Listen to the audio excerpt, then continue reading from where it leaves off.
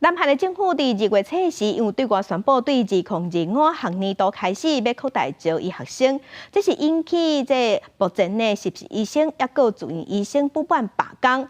即摆嘛有一寡医学院的教授认为讲，因上班时间伤长、伤过疲劳，所以决定讲，即摆有5大病院，因1礼拜决定要休一天。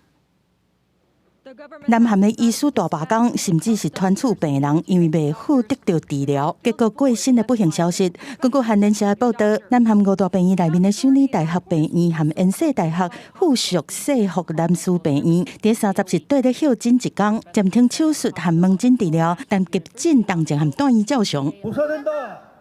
南韩政府2月初宣布讲，对2025学年度开始，当年的大规模征召2000个医学院的学生，来应应欠的医疗人力和未来高龄化社会需求的问题。但所合是适合短医医师反弹，而且发动罢工，双方是拢歪让，抗争一直烧。南韩政府嘛是定案，要在5月底之前完成征召的程序。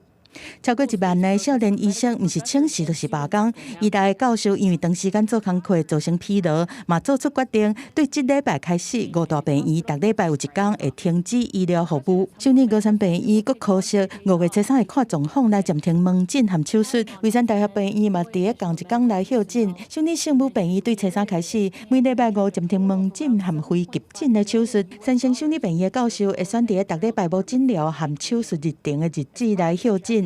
另外，建阳大学病院嘛选伫初3来休诊，中北大学病院会伫逐礼拜5来休诊。另外，南韩政府紧急向现职的医生来放出善意，希望和民对话。We urge doctors to actively participate in discussions to devise improvement measures.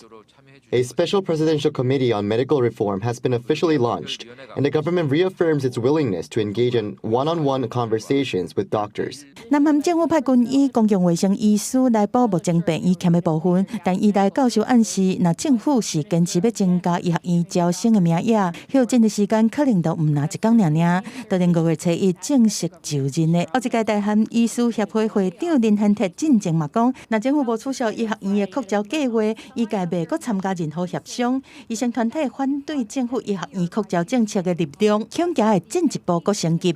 公司新闻新乐部编译。